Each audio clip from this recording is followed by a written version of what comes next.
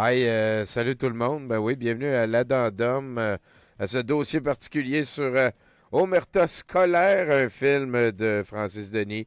Ça nous est tombé dessus la semaine passée et Sébastien Bilodeau a donc entrepris de venir nous décortiquer un petit peu ce long métrage, ce qu'on a appelé affectueusement un faux documentaire. La patate, c'est un petit peu drôle en début d'aventure comme ça. Là, tiens, je vais lui laisser encore. Ah, et voilà. On est très content d'avoir Sébastien Bilodeau avec nous. Comment ça va, mon cher? C'est-tu toi qui as mis ton micro sur pause? Je pense que oui. Ok, je recommence. Et le voici. Allô, Allô, Tommy, merci beaucoup de me permettre d'être là. Bonjour à tous nos auditeurs et spectateurs. C'est tout le temps un plaisir. Surtout, t'as une petite formule comme puncher rapide, là, c'est en site critiqué. C'est parfait. Moi, ça me permet de m'étendre un peu plus de l'autre côté. Là, on va faire un visionnement critique de un faux documentaire. Je dis faux documentaire parce que j'ai le feeling qu'on va voir beaucoup de choses qui sont au minimum à nuancer, sinon à débunker carrément. Oui, oui, oui, oui, oui, on avait vu le début. Tu m'as demandé aussi de mettre une autre affaire avant. On va jaser un petit peu de philosophie, fait que je me lance dans la Oui, patente. oui. Allô, allô. J'ai mal aux yeux aujourd'hui et je Euh, crains que ça paraisse à la caméra. Alors normalement, j'aurais attendu une autre journée pour enregistrer une vidéo pour que ça paraisse mieux, mais il y a seulement un 8 mars par année. Et en ce 8 mars, je tiens beaucoup à communiquer ceci. Étant donné que on est rendu à une époque où on est rendu à hésiter à définir le mot femme, le 8 mars étant la journée des droits des femmes, il y a lieu de soulever la question. C'est la journée des droits de qui, exactement? Alors, j'ai refait dessus les couleurs des suffragettes ben, c'est pas mal pour de monde, là. l'occasion. 50% Et de pour vous l'humanité, dire là. qu'une Give femme, or take. Là. Avec c'est un humain tout le monde a sa de petite facette sexe féminin féminine. Là. Ah, ou OK. encore de sexe femelle. En anglais, la définition de woman, c'est adult human female. Moi, je peux-tu fêter ça pour Bon, ma il est mère, mettons? commun de C'est correct? réserver le mot femme ou woman aux Woman. femelles humaines Femelle. adultes, alors qu'on On utilise salue le mot les femelles fille ou humaines. girl en anglais pour les enfants. Mais dans Me semble certains ça fait contextes, tellement comme quand on bétail. parle de droits des femmes, on inclut toutes les femelles humaines. Tout. Et c'est une définition qui est controversée depuis assez peu de temps, en fait, qui a commencé à apporter Ta à pause, Tommy. controverse quand Ouais. des... On va préserver la santé mentale de nos auditeurs et spectateurs.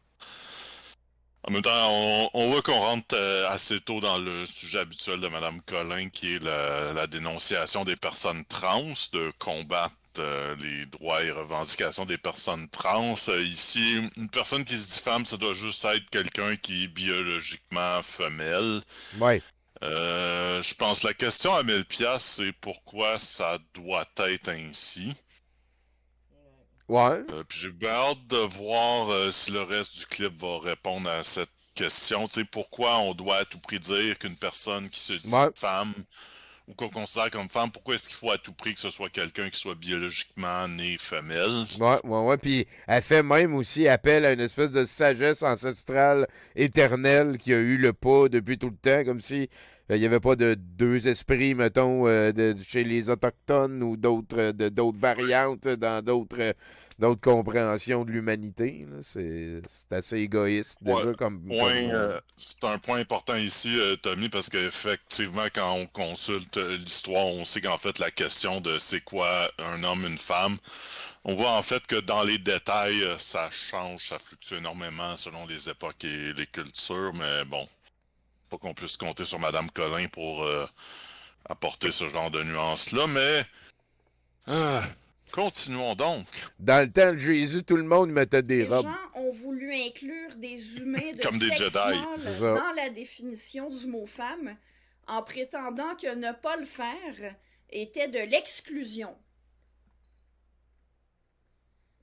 Depuis qu'une certaine Dramatique. gauche répète comme un mantra que les femmes trans sont des femmes, on risque de se faire invectiver, sinon exclure, si on donne Ça- simplement La journée des définition femmes, ça du peut mot juste femme. être aussi. Bonne journée aux femmes! Let's La go, gauche mesdames! postmoderne, Non, aussi appelée les woke, Les woke, c'est nous autres. veut imposer à tous leur idée que les femmes trans, comme les Pourquoi il y a- femmes cis, Pourquoi il y a des guillemets? sont des femmes. Et Ok. puisque la définition traditionnelle et encore normale du mot femme ne leur convient pas, parce qu'elle revient Leur. à exclure les femmes trans de la définition. Attention, ici on parle d'exclure d'une définition et non pas d'exclure socialement. Alors, puisque la définition humaine de sexe pause. féminin ne leur convient pas, Pause, Tommy, excuse-moi, merci beaucoup. Je trouve qu'il y a comme un espèce de coup bas rhétorique ici quand elle dit que. Quand elle parle exclure rhétoriquement versus exclure socialement, là, je suis pas sûr de. Qu'est-ce qu'elle essaye d'avancer là-dedans? Parce que l'affaire, c'est que si on exclut les femmes trans de la notion de femme tout court, à la base, il y a une forme d'exclusion, puis à la base, c'est un peu la rhétorique transphobe qui dit que dans le fond, les femmes trans sont pas des vraies femmes, que c'est juste des hommes déguisés qui sont dangereux, puis tout ça. Fait que tu sais, je trouve assez vite avec Aniev, on rentre ici dans un peu ce qui est peut-être un espèce de tour de passe-passe rhétorique transphobe, mais bon. Ouais. Ouais. Est-ce qu'on est si surpris? Non! Non, c'est illusoire. pas. Suivons On donc. peut leur demander quelle définition alternative ils proposent pour le mot femme, surtout qu'ils l'utilisent au moins autant que n'importe qui d'autre. Quand on leur demande une définition alternative, habituellement la réponse qu'on reçoit, c'est celle-ci. Une femme, c'est une personne qui s'identifie comme une femme. Alors ça, ce serait ce qui Ah, est c'est commun simple, aux femmes pareil, ça va trans vite. et aux femmes cis, OK? qui en fait toutes des femmes, et ça s'appellerait l'identité de genre. Ouais. Alors cette définition-là, on pourrait d'emblée la rejeter pour la simple raison qu'elle est circulaire. Une définition ne doit pas contenir le mot qu'on cherche à définir. Si on cherche à C'est savoir comme ça, ce qu'est une femme, si quelqu'un nous parle d'une personne qui s'identifie Ah, c'est vrai, comme une tiens, on femme, fait ça maintenant. savoir comme quoi cette personne-là s'identifie exactement. C'est ça qu'on essayait de savoir en demandant la définition. Mais je vais quand même aller plus loin pour montrer d'autant plus pourquoi cette définition-là n'est pas adéquate, étant donné qu'elle est établie dans le but de montrer qu'il y a quelque chose de commun aux femmes cis et aux femmes trans qui justifie de les classer dans la même catégorie. Ici, bien entendu, je veux dire une autre catégorie que celle d'humains. Il n'y a personne ici qui remet en question que les femmes et les personnes trans sont des humains, ont la même dignité et les mêmes droits que tous les humains. Alors, d'abord, il faut comprendre ce que sont censés vouloir dire les... Je trouve ça quand même curieux comme propos, que c'est comme si le fait que les femmes trans existent, c'est comme si ça enlevait quelque chose aux femmes biologiques de naissance tout court. Ça, c'est central aussi à son propos, ça. C'est... Oui. On y retourne. Oui, je sais pas trop où ça s'en va, en tout cas. L'expression femme cis ou cisgenre au long et femme trans ou transgenre. Dans la mesure où le mot genre, tel qu'il est utilisé par les woke, par les promoteurs de l'idéologie queer, n'a pas de sens, à ce sujet-là, je vous invite à écouter ma vidéo où j'explique pourquoi ça n'a pas de sens et qu'en fait, ce n'est pas un mot. Vous pouvez trouver le lien dans la description de la présente vidéo, mais bref, puisque genre n'a pas de sens, les mots cisgenre et transgenre n'en ont pas non plus. Mais en écoutant les discours de ceux qui promeuvent l'identité de genre, on peut comprendre à peu près à qui ils réfèrent par les femmes cis et par les femmes trans. Alors, celles qu'ils appellent des femmes cis, ce sont les femmes qui n'ont pas recours à des chirurgies ou à des hormones de synthèse pour ressembler à un homme, et qui ne s'identifient pas non plus comme des hommes ou comme non-binaires. Bon, quant à savoir qui sont les personnes qu'ils appellent des femmes trans, là, c'est moins clair, parce qu'il est à noter que les woke ont fait la même chose avec le mot trans qu'avec le mot femme. Ça a déjà été clair qu'une personne trans, c'est quelqu'un qui a eu recours à des hormones de synthèse, à des chirurgies, à divers autres moyens pour modifier son apparence de façon à passer pour une personne de l'autre sexe, pour vivre en société comme une personne de l'autre sexe. Mais là, les woke ont décrété que quiconque se dit trans est trans. Alors, ça devient difficile de savoir précisément de qui ils parlent quand ils utilisent le mot trans. Mais si on prend le temps de les écouter et de les lire, ce n'est pas rare qu'ils révèlent que malgré tout, ils font très bien la différence entre, d'une part, une personne comme Blair White ou Samantha Lux, et d'autre part, un homme qui fait juste dire qu'il est une femme.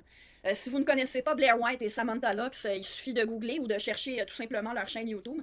Alors bref, les personnes qu'ils appellent des femmes trans, la plupart du temps, ce sont des hommes qui ont modifié leur apparence de façon à ressembler le plus possible à une femme. Revenons à l'idée de s'identifier comme une femme. Ce serait ce qui est commun aux femmes cis et aux femmes trans. Ici, il y a un piège. L'expression s'identifier comme une femme veut dire quelque chose de différent pour chacune des deux catégories mentionnées. Les femmes, on peut considérer qu'elles s'identifient comme des femmes au sens où elles prennent connaissance qu'elles sont des femmes. Elles ont connaissance de leur sexe et elles le nomment. Elles savent qu'elles sont de sexe. Donner une pause à la santé mentale. Les gens qui nous écoutent et nous regardent. On dirait que depuis le spécial, c'est plus aride Mais celle-là, on l'avait déjà écouté aussi quand il est sorti. Tabarnak. Effectivement, Tommy, c'est aussi aride qu'un pain qui est comme à la période où on l'a laissé dans le placard très longtemps, mais juste avant qu'il soit vert. Ouais. Un pain du désert. Ouais. Mais ce que je trouve particulier, c'est, OK, là, ça insigne la question de que des femmes trans s'identifient en tant que femmes comme s'il y avait une transgression. Puis comme si elle brisait certaines lois naturelles. Mais ceci étant dit, c'est quoi qui est réellement le problème s'il y en a un? C'est comme par exemple, si on a des complotistes qui disent que le vaccin est dangereux, puis que le virus COVID est juste une grippe, il y a réellement un danger réel à dire de telle fausseté. C'est vrai. Le vaccin protège réellement contre le virus, puis le virus lui-même est réellement plus dangereux qu'une grippe. C'est vrai. Fait que quand on viole un principe scientifique physique, en principe, c'est qu'il peut avoir... si on s'indigne qu'on viole un principe de science physique concrète, c'est qu'il y a réellement un danger qui découle de ça. Fait que là, ce que j'attends impatiemment du reste du clip, c'est est-ce qu'on va voir c'est quoi le danger qui est en question? Eh boy. Féminin, elles ne prétendent pas qu'elles ne sont pas des femmes. Quoi qu'en disent les woke, les militants de l'idéologie queer, ce ne sont pas toutes les femmes à qui ils collent l'étiquette cisgenre qui sont heureuses d'être des femmes. Elles ne sont pas nécessairement à l'aise avec leur corps de femme non plus. Elles peuvent être à l'aise avec leur corps de femme comme elles peuvent ne pas l'être. Elles peuvent être parfois à l'aise, parfois moins à l'aise. Leur sentiment par rapport au fait de vivre avec un corps de femelle humaine, ça peut varier. Ça varie d'une femme à l'autre et ça peut évoluer au courant de la vie d'une femme. En fait, c'est assez fascinant comment les promoteurs de l'idéologie queer projettent sur la majorité qu'ils qualifient de cisgenres des ressentis et des motivations comme s'ils savaient ce que ressentent des milliers de gens qu'ils ne connaissent pas. Le seul sens de s'identifier comme une femme qu'on peut attribuer sans se tromper à toutes les femmes, sauf celles qui disent être des hommes trans ou des personnes non-binaires, c'est qu'elles reconnaissent la réalité à l'effet qu'elles sont des femmes. Elles nomment leur propre sexe. Et encore une partie des femmes qui s'identifient comme des hommes trans reconnaissent aussi que, biologiquement, elles sont des femmes. Les femmes trans, maintenant, si on peut considérer qu'elles s'identifient comme des femmes, qu'elle fait c'est dans un sens guillemets à chaque différent. fois? Au départ, ce sont des hommes qui voudraient être des femmes et qui souffrent de ne pas en être. C'est ce qu'on appelle en anglais « gender dysphoria ». Ce sont des hommes en français, qui voudraient on appelle être ça des femmes, être genre, socialement reconnus comme tels, qui souffrent que ce ne soit pas le cas, et qui, pour alléger leur dysphorie, cherchent à passer pour des Ah, femmes mais en tu peux utilisant dire des dysphorie, chirurgies et des hormones de synthèse la et divers autres dysphoria. moyens comme l'habillement, la coiffure, le maquillage, les accessoires. Le tout afin de paraître comme une femme, pour être perçue comme telle. Attention, ici, je ne nie pas l'existence de la dysphorie avec laquelle vit une personne comme Blair White, par exemple. Sa dysphorie est réelle.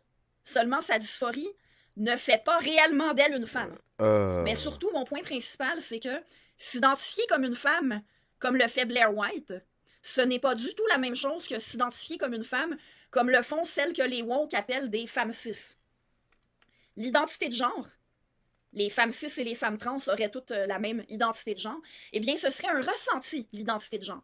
Alors, à la rigueur, on peut considérer que la conscience de son propre sexe femelle est un ressenti.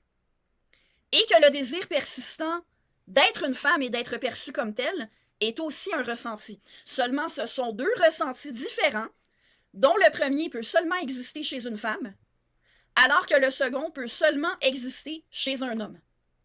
Amalgamer les deux en utilisant la même expression pour prétendre ensuite que s'identifier comme une femme est le point commun à toutes les femmes trans comme les femmes cis, ça fait partie de la rhétorique fallacieuse de l'idéologie queer. Ah, Aujourd'hui, La pause, le 8 mars, je trouve ça quand même, il y a un tour de passe-passe ici, c'est qu'elle parle comme si d'un côté il y a le bloc, le ressenti des femmes trans, de l'autre côté, dans un bloc, il y a le ressenti des femmes cisgenres. Je pense que c'est carrément faux. Le problème, c'est que la manière de ressentir le genre est individuelle. Il y a comme une certaine idée sociale de c'est quoi une femme. Il y a certaines réalités biologiques qui disent c'est quoi une femelle. Puis je pense que c'est pas entièrement relié à l'idée d'être femme au sens social, là, si on tient compte de la non-binarité. Mais c'est que là, le fait que chaque personne, comment elle s'identifie, comment elle ressent son genre, c'est-à-dire être homme, être femme, en fait, c'est une expérience qui est très individuelle. Puis ça peut dépendre de 100 000 choses qui ont rien à voir avec la génitalité. Je trouve à nouveau, comme dans plusieurs autres textes et clips que j'ai vus d'Annie-Ève, je trouve en fait il y a beaucoup de... elle utilise beaucoup d'idées qui semblent aller de soi, mais qui en réalité sont assez fallacieuses. oh, ouais, tout cas, je t'affirme. c'est la journée des droits des femmes. C'est comme elle Et disait si cette tantôt, journée-là existe, elle c'est a parce qu'à invoqué une travers sagesse l'histoire et à travers ancestrale, les puis cultures, c'était tout, là, les ça a tout femmes le ont temps été été de même. discriminées, Là. violentées, Oui, opprimées, Oui. mutilées, oui, mariées contre leur gré, oui. agressées sexuellement, Euh, exploitées de manière spécifique en raison de leur sexe.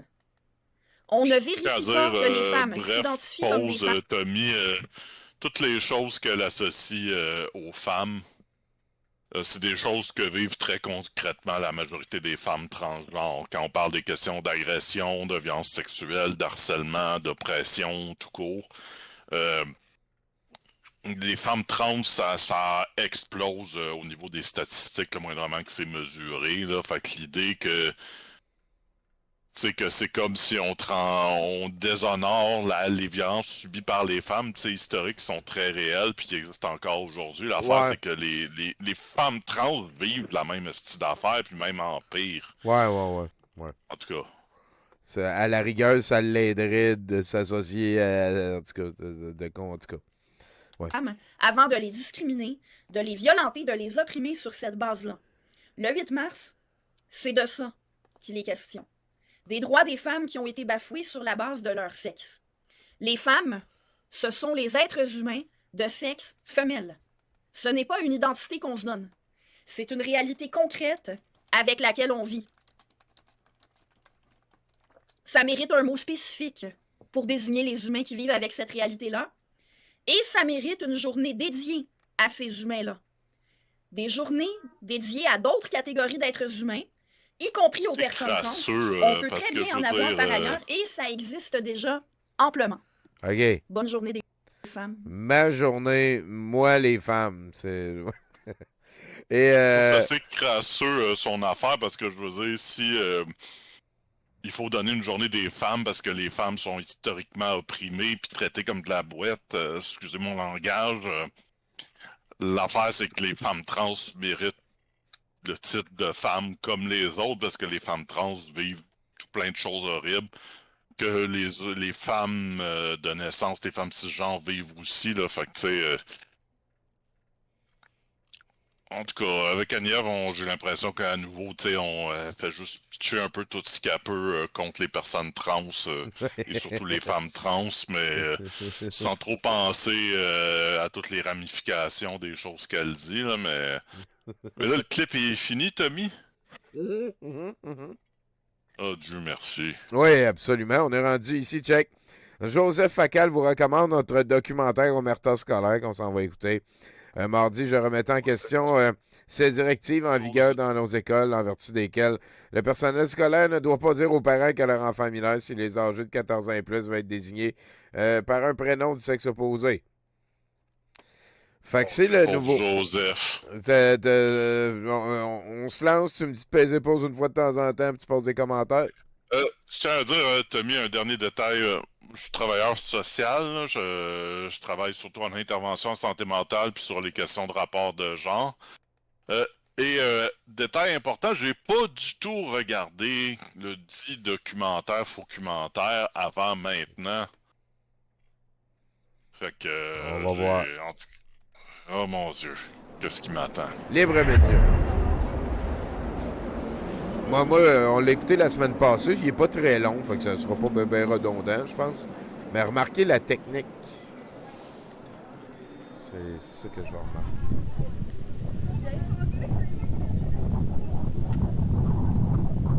Bon, on voit que Francis Denis est capable de tenir une caméra à l'extérieur.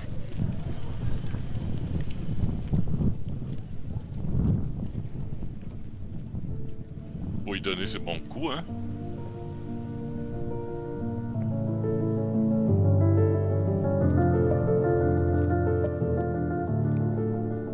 Je suis professeure depuis déjà 3 ans. La situation dans laquelle je me trouve actuellement, c'est que j'ai une élève, une fille biologique, qui a décidé au cours de l'année scolaire de se faire appeler par des pronoms masculins.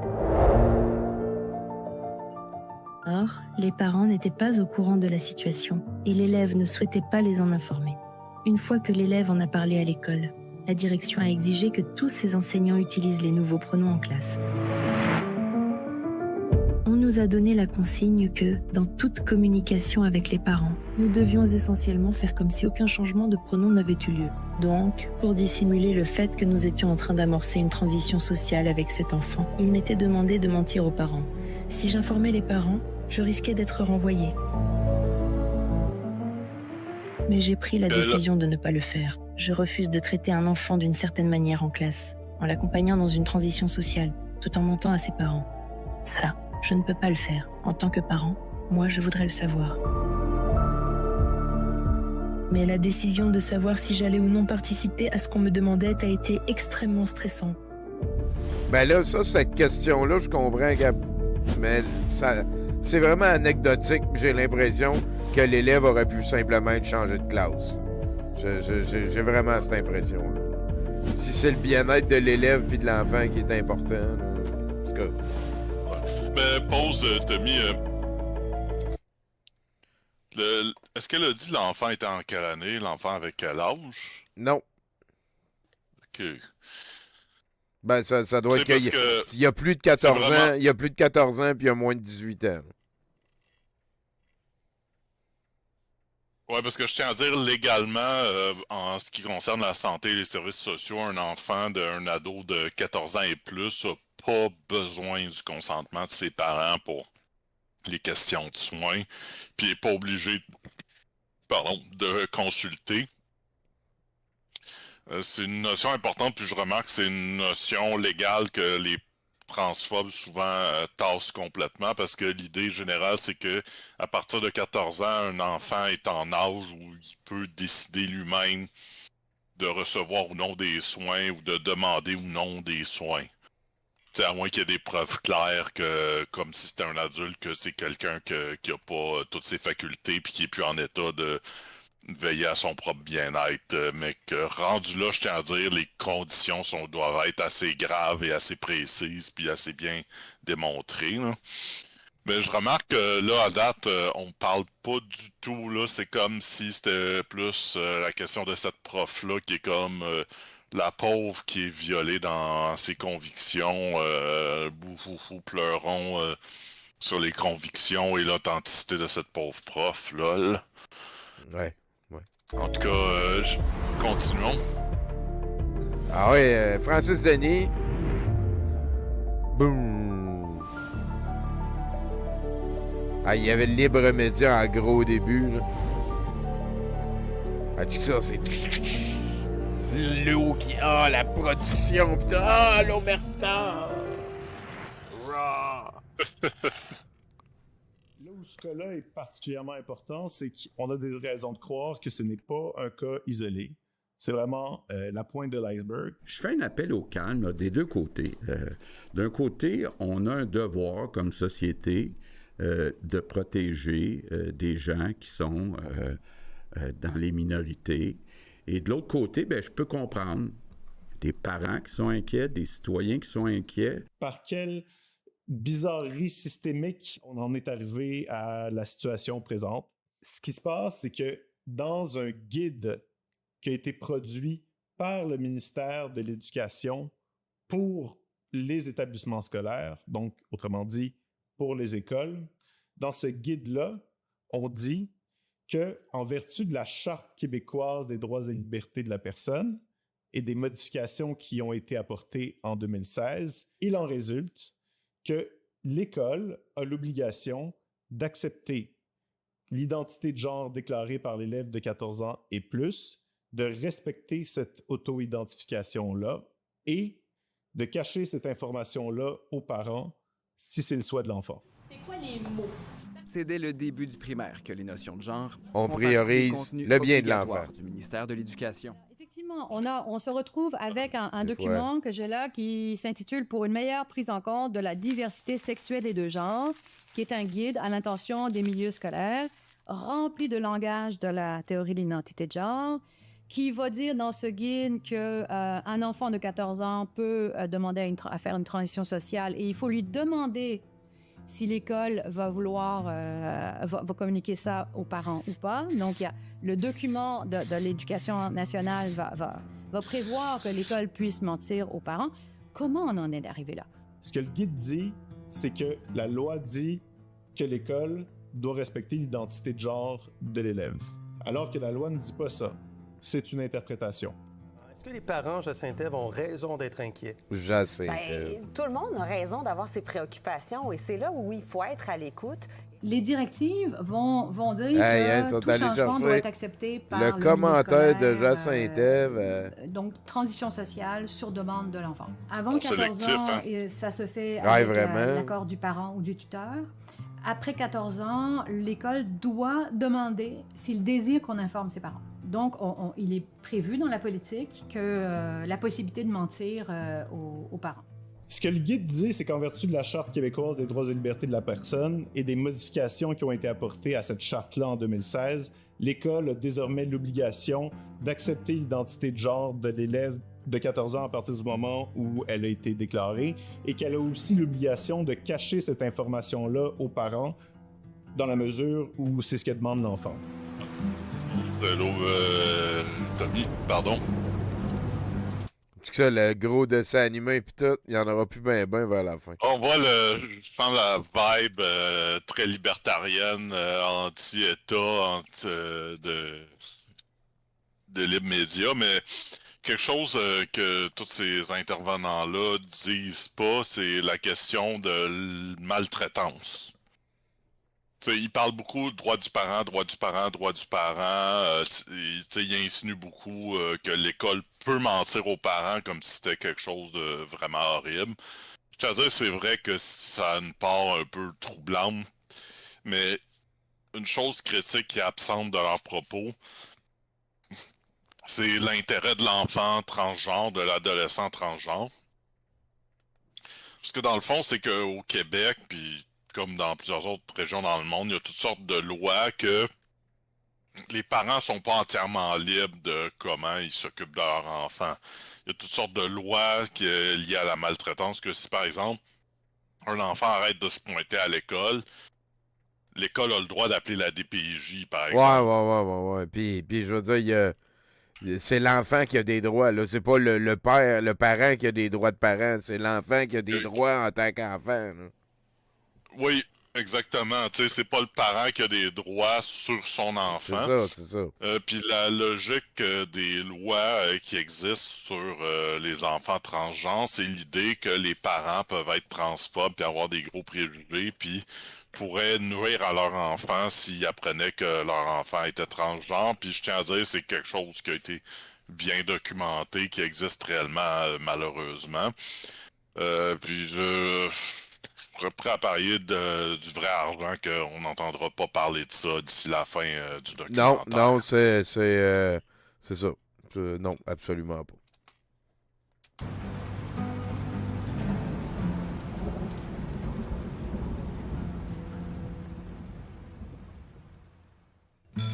C'est pas, hein? Ce qui est frappant, c'est que tout le monde est d'accord sur le fait que le premier facteur protecteur d'un enfant, pour la santé mentale d'un enfant, c'est une famille proche, une famille qui communique. OK. Ensuite, on le sait, on l'a vu, que cette population qui a tendance à se dire trans est à haut risque de comorbidité. Ce sont des enfants qui sont dans l'anxiété, qui sont à risque d'idéation suicidaire à cause de ça. Et là, vous avez un système scolaire, un ministère de l'Éducation qui cautionne le fait de mentir à un parent au sujet de son enfant qui est particulièrement fragile au point de se sentir tellement mal dans son corps qu'il a demandé à faire une transition sociale. Je tiens à rassurer l'ensemble des parlementaires et les gens qui nous écoutent que, évidemment, il y a des conditions qui doivent être rencontrées pour permettre que soit accordé le changement de la mention du sexe à l'acte de naissance, et la demande pour un jeune de moins de 14 ans doit être présentée par le parent. Pour le jeune de 14 ans et plus, peut être présenté par le jeune, mais le respect de l'autorité parentale est toujours pris en considération dans la démarche. Est-ce qu'on peut obliger un professeur aujourd'hui à cacher ou à mentir aux parents explicitement? Normalement, non. Normalement, non, on ne peut pas obliger un professeur à mentir à des parents, non. Un enfant a le droit de procéder, c'est d'aller dans ce processus-là sans le consentement de ses parents. Mais ça ne veut pas dire que le parent doit être privé de l'information. Oh. Non, il n'y a personne qui a dit ça. C'est tout ça le problème. C'est toute ça la question que pose la nouvelle loi. C'est la question de l'autorité parentale. Où sont les parents? Mais pourquoi on veut empêcher les parents d'être au courant? Pourquoi les parents n'ont pas l'information? Pourquoi est-ce qu'on ne veut pas que le processus soit clair, que le processus soit transparent pour les parents? Parce que les parents sont les premiers détenteurs de l'autorité. Et ça, la Convention internationale relative aux droits de l'enfant le dit clairement, que c'est le premier. Les parents ont l'autorité sur les enfants. C'est eux qui choisissent là où ils vont éduquer leurs enfants, la religion. C'est eux qui choisissent quasiment tout pour leurs enfants. Donc l'État ne peut pas prendre des lois qui crée comme une contradiction en fait et qui crée un fossé dans la relation entre les enfants et leurs parents. Mais c'est vraiment vers là qu'on va. Et tenez-vous tranquille, c'est un processus, ça n'a pas commencé aujourd'hui. Ça a commencé depuis, on va dire, les années 80, peut-être un peu plus loin. Au fur et à mesure, on se rend compte que l'État est en train de grignoter l'autorité parentale, petit à petit. Madame la ministre de la Justice. Alors, Monsieur le Président, ce projet de loi modifie le Code civil afin d'y prévoir qu'un mineur de 14 ans et plus puisse faire seul une demande de changement de nom auprès du directeur de l'État civil. Le projet de loi modifie également le Code civil afin de permettre à un enfant mineur d'obtenir le changement de la mention du sexe figurant à son acte de naissance auprès du directeur de l'État civil. Pour le mineur de 14 ans et plus, ce projet de loi prévoit que la demande peut être faite par le mineur ou par le tuteur du mineur avec son consentement. Le projet de loi modifie la Charte des droits et libertés de la personne afin d'y prévoir une protection explicite contre la discrimination fondée sur l'identité de genre. La justification que nous a donnée la direction, c'est que l'âge de confidentialité au Québec est de 14 ans. Donc, pour tout élève de 14 ans ou plus, nous devons respecter ses volontés quant aux informations que nous divulguons à son sujet. Nous avons déposé une demande de révision judiciaire contre le ministère de l'Éducation pour contester ce guide qui, en substance, oblige les enseignants à mentir aux parents au sujet de la transition de genre de leur enfant, si tel est le souhait de l'élève. Selon nous, le ministère outrepasse ici ses compétences. Et l'argument que nous faisons valoir, c'est que cette directive constitue aussi une violation de la charte, notamment du droit à la liberté de conscience. Pause. En fait, je trouve ça particulier, tu sais, qu'on mette anonyme la personne, tu sais, qui commente, là, Mais en même temps, la liberté de conscience, tu sais, c'est quoi J'ai de la misère à saisir c'est quoi le réel problème de liberté de conscience violée chez les parents ici. Tu sais, c'est peut-être mon avis de travailleur social.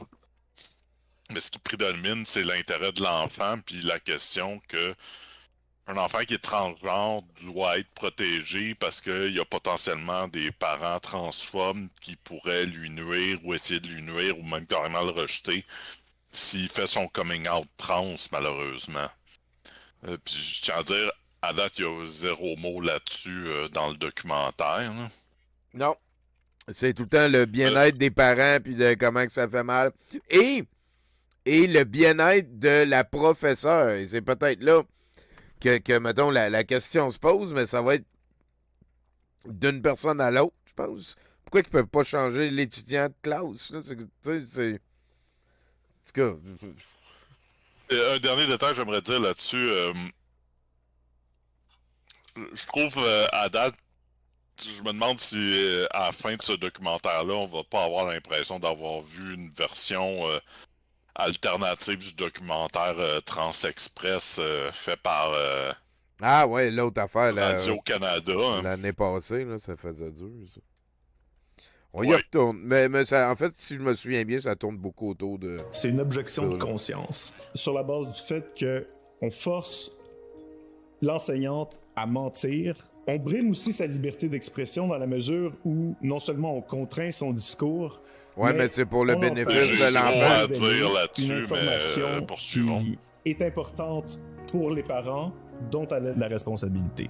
Enfin, parce que les parents ne sont pas là pour défendre leurs propres enfants, puisqu'ils sont tenus dans le secret de ce qui se passe, on institue un recours au nom, finalement, au nom de notre cliente, mais au nom de l'intérêt des parents. Et enfin, de la sécurité de l'enfant.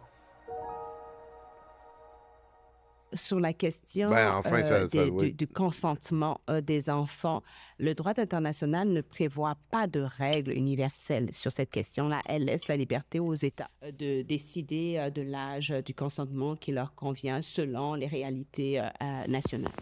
Nous avons également appuyé le projet de règlement relatif au changement de nom et d'autres qualités de l'état civil. Nous en sommes rendus donc aujourd'hui par le biais du projet de loi 103 à modifier le Code civil, la Charte des droits et libertés de la personne et le règlement sur le changement de nom et d'autres qualités de l'état civil. Ce projet de loi, entre autres, vise à permettre à une personne de moins de 18 ans de déposer une demande de changement de nom ou une demande de changement de la mention de sexe au directeur de l'état civil. Le Code civil est en fait, c'est un gros document qui en fait intègre les différentes lois dans plusieurs domaines, la famille, les personnes, les incapacités, tout ce qui est lié en fait à la personne humaine. Et au fur et à mesure que la société avance, évolue, il y a des changements et de nouveaux phénomènes qui se produisent. Alors, ce Code civil est amendé. C'est ce qui se passe avec la loi 103. Donc, à l'article 2, ce code est modifié par le remplacement de l'article 60 par le suivant. Une demande de changement de nom d'un enfant mineur peut être faite par son tuteur ou par le mineur lui-même s'il est âgé de 14 ans et plus. La loi 103 intègre des modifications au Code civil. Et parmi ces modifications, on a des modifications en lien avec le changement du nom. Et là, c'est vraiment assez particulier parce que c'est juste une notification. Il n'est pas exigé, selon la loi, que les parents donnent leur consentement avant que l'enfant ne pose cet acte-là. Donc, l'enfant peut y aller et tout ce qu'on va la question qu'on va lui poser, est-ce que vos parents sont au courant? On va aller vérifier, oui, ils sont au courant. Mais par contre, la petite exception dont on parle là, qui reste quand même problématique, c'est que les parents peuvent s'opposer. Et lorsque les parents s'opposent à ce changement de nom, normalement, le changement de nom ne peut pas être accordé. Il doit être refusé. Donc, les parents doivent être au courant, en fait, qu'ils ont le droit de s'y opposer. Afin de tenir compte du fait que le mineur de 14 ans et plus pourra faire seul une demande et ainsi prévoir, dans ce cas, les personnes qui devront être avisées et celles qui pourront s'y opposer, soit les pères et mères de l'enfant mineur à titre de tuteurs légaux. L'état du droit au Québec est différente. Elle est particulière, oui. L'article 598 prévoit clairement qu'un enfant est sous la protection de ses parents jusqu'à l'âge de 18 ans. Cela dit, nous aurions aimé avoir plus de temps pour étudier le projet de loi afin d'entendre les différents groupes, différents experts et qui nous auraient pu nous permettre d'éclaircir certaines situations. Parce que vous savez, Monsieur le Président, ça devient une habitude d'avoir des consultations extrêmement rapprochées du dépôt et de la présentation d'un projet de loi. Et je dois vous dire que cette façon de procéder-là mérite globalement, parce que le gouvernement avait tout le loisir de déposer un projet de loi bien avant, où nous aurions pu vraiment prendre le temps de consulter, d'étudier la question, parce que, vous savez, la venue d'une nouvelle pièce législative, parfois, ça entraîne des réflexions. Ça entraîne aussi un ajustement, et je trouve qu'à si court terme, lors de la dernière semaine, pour étudier le projet de loi, Monsieur le Président, bien, ça fait en sorte qu'on va être un peu coincé par le temps. Parce que l'autorité parentale, elle est consacrée par nos chartes. Elle est consacrée également par le droit international. On permet également que de l'information concernant un signalement ne soit pas nécessairement transmise aux parents et pour assurer la protection de l'enfant dans certains cas exceptionnels. Donc, l'enfant est toujours sous l'autorité de ses parents. C'est pour cette raison que cette nouvelle loi, la loi 103, vient comme déstabiliser ou peut-être porter atteinte aux dispositions. Ça crée comme des contradictions avec les dispositions qui existent déjà. C'est un petit peu quand on monte dans un avion, on monte dans un avion, on vous dit attachez vos ceintures, vous rentrez dans la zone de turbulence. Mais dans la zone de turbulence, on n'a pas le droit de détacher la ceinture. Donc, c'est un petit peu ça l'image d'un enfant de 14 ans. Il est dans une zone de turbulence, il est dans des perturbations énormes. Et c'est difficile de comprendre comment le législateur québécois a décidé qu'un enfant de cet âge-là pouvait être considéré comme une personne apte à prendre des décisions sur sa vie. C'est vraiment là toute la question et toute la problématique qu'on doit soulever, en fait. Est-ce qu'ils sont suffisamment mûrs? Pause. Merci, Tommy. Tu sais, à nouveau, là, ça fait longtemps qu'on parle beaucoup de l'enfant, mais on parle pas du tout de c'est quoi les dangers auxquels un enfant trans s'expose. On parle pas du tout de l'intérêt de l'enfant. On parle beaucoup de l'intérêt du parent. Il y a un bout qui m'a choqué il y a plusieurs minutes. On parlait de la liberté d'expression du prof. Je m'excuse, un professionnel peut pas s'exprimer librement. Si un professionnel s'exprime, il faut que ce soit argumenté, développé. Ici, le monsieur Séguin, l'avocat qu'on a vu, pitch comme ça la notion de liberté d'expression, alors qu'en fait, un professionnel, s'il s'exprime, doit le faire de manière diligente et argumentée. On peut pas dire n'importe quoi en tant que professionnel, puis je pense que c'est assez problématique que le documentaire, puis M. Séguin, c'est peut-être le découpage, l'editing du documentaire qui fait ça, mais qui parle tout bonnement de liberté d'expression. Je trouve que c'est vraiment pas à propos pour un sujet aussi sensible. Mais pour revenir à ce que la dame vient de dire...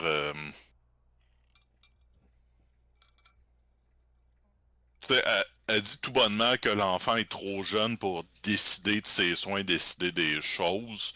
Or, légalement, que je trouve curieux, c'est que jamais ils disent que depuis un bon bout de temps, les enfants de 14 ans et plus peuvent consentir ou non aux soins, consentir ou non que les services qu'ils reçoivent soient révélés à leurs parents. Tu sais, je trouve qu'on joue de manière un peu perverse avec l'idée que quelqu'un qui a moins de 18 ans par défaut, c'est quelqu'un qui a pas de jugement puis qui est pas capable de décider de ses soins. Ouais. Légalement, c'est reconnu depuis un assez bon bout de temps que quelqu'un de 14 ans et plus est en âge de prendre des décisions sur ses soins puis ces choses-là. De comprendre ce qui lui arrive à ce niveau-là. Je veux dire, mettons, même Michel Blanc de Radio X a dit qu'elle savait depuis qu'elle avait 2 ans qu'elle était une femme trans. Tu sais, je veux dire, en tout cas, de tout temps, c'est l'enfant. Bon. Oui, absolument, Tommy. En tout cas, on comprend où on s'en va avec ça. Puis, on voit un peu les partis pris du documentaire, faux-documentaire. Pardon. On y retourne. Oui.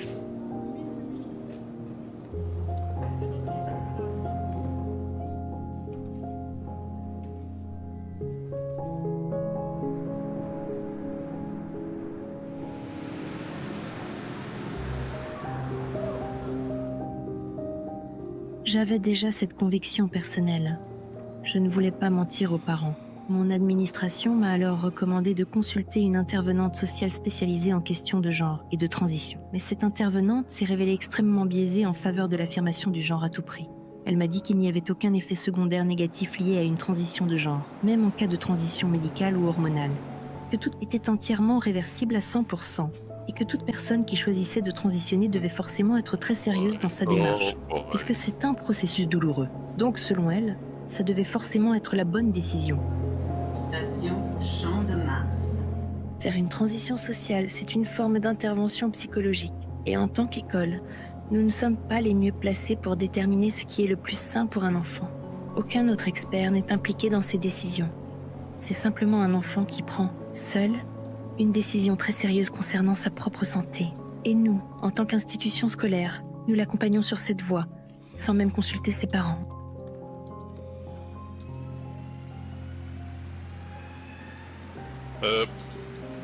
Après avoir consulté toutes les personnes qui me semblaient raisonnables, Tommy, pardon. Je quand même... je trouve que c'est assez pernicieux de marteler c'est un enfant, il peut pas prendre ses propres décisions, etc., alors que on parle pas d'un enfant, on parle d'adolescent de 14 ans, je trouve, en tout cas, il y a vraiment, je crois, une réelle manipulation de l'information de comment livrer le message dans le documentaire, là, puis vraiment pas un souci sérieux de transmettre l'information de manière juste, là, mais en tout cas, poursuivons. Venu à la conclusion que les enfants ne devraient jamais entreprendre une transition de genre sans supervision professionnelle. Au minimum, d'après les échanges que j'ai eus et les recherches que j'ai menées. J'ai conclu qu'il était contraire à l'éthique de mentir aux parents au sujet d'une transition sociale engagée par leur enfant.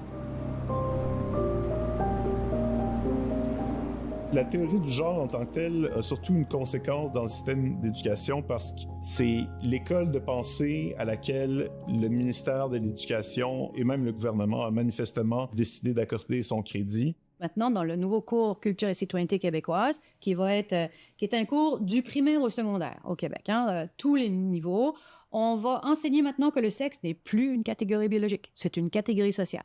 Lorsqu'un enfant a un mal-être, et qu'il dit qu'il est dans le mauvais corps et qu'il devrait être dans le corps de l'autre sexe, par exemple, etc., il exprime donc un mal-être, une dysphorie.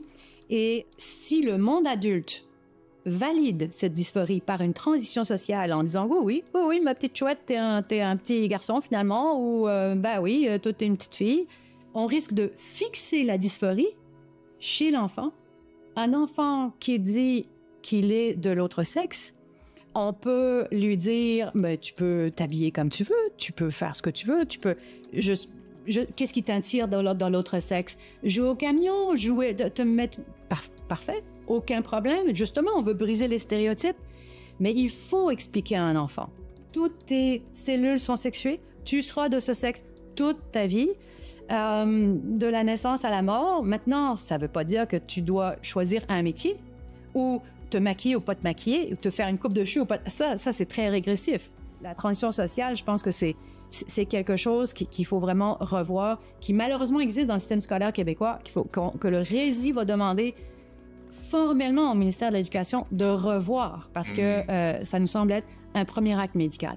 Deuxième acte médical de la médecine transaffirmative, vous avez un enfant de 6 ans qui a été transitionné et tout le monde considère qu'il est une fille, il a un nom de fille, etc. Mais à 12 ans, commence le processus pubertaire. Mais ce petit garçon va être totalement paniqué. Comment voulez-vous qu'il soit préparé à une puberté masculine alors que ça fait 6 ans qu'on lui dit qu'il est une fille?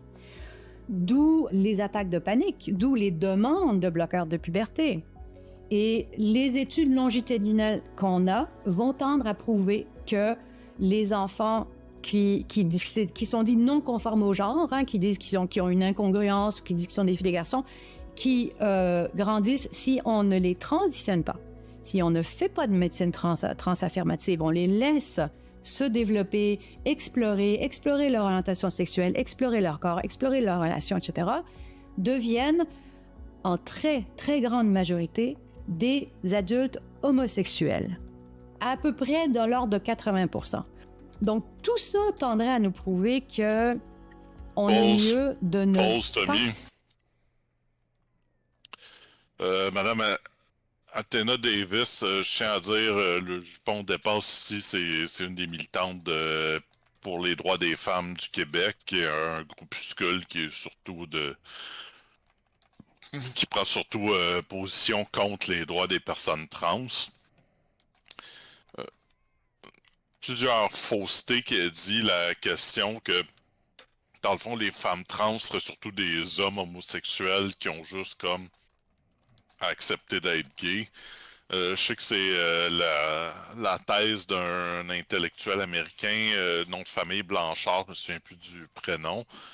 Puis c'est pourtant une thèse qui est extrêmement controversée, puis qui n'a pas été entièrement confirmée par les données empiriques. Puis elle me semble un peu présenter ça comme si c'était juste un fait, comme si une femme trans, c'était juste comme un homme homosexuel qui aurait juste dû accepter son identité d'homme homosexuel. Ouais. Je tiens à dire, les données empiriques sur les personnes trans confirment vraiment pas de telles notions. Puis, tu sais, c'est... En tout cas, j'ai beaucoup de misère avec les choses qu'elle affirme parce que présentée comme, d'une manière très sérieuse, un peu comme M. Séguin, c'est comme si c'était une experte qui disait des choses importantes puis sérieuses, mais vraiment, il y a comme une espèce de décalage important entre la réalité empirique puis les recherches. J'ai l'impression qu'on est face un peu à des experts qui ont été pigés un peu comme des cerises. Oh, puis, ça fait ça aussi, hein? Oui. Mm-hmm. Oui, ben oui, ils sont tous d'accord. Il n'y a pas d'autres sons de cloche. Ouais, tu sais, le documentaire semble être extrêmement sélectif, puis la question des droits puis des intérêts des personnes trans est jamais dans l'équation. C'est les parents puis les autres qui sont victimes, là, en tout cas. On peut continuer, Tommy, là, mais j'ai pas hâte aux suites. Faire de médecine transaffirmative, de ne pas aller vers la transition sociale, les bloqueurs de puberté, qui sont après suivis par des hormones qu'on appelle des hormones croisées, qui sont suivis au Québec par l'ablation des seins des jeunes filles de 16 ans, c'est payé par la RAMQ à 100%, et l'ablation de l'utérus ou du pénis dès 18 ans, payé par la RAMQ. Est-ce que la théorie de l'identité de genre a été prouvée?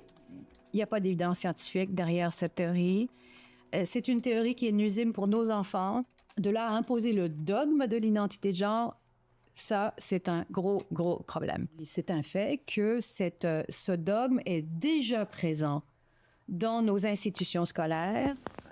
Donc, le projet de loi 103, loi visant à renforcer la lutte contre la transphobie et à améliorer notamment la situation des mineurs transgenres, illustre l'évolution de la société québécoise. À ce titre, les lois du Québec se doivent de suivre cette évolution. Parce que même les enseignants ne savent pas tant comment il faut se comporter face à ces situations-là. Et donc, dans les relations interpersonnelles aussi avec les parents, c'est très compliqué. Concentrons-nous sur ce qui est essentiel dans nos écoles. Les mathématiques, le français, apprendre à lire, à écrire, c'est la base. C'est ce pourquoi on va à l'école pour être capable de devenir de meilleures personnes.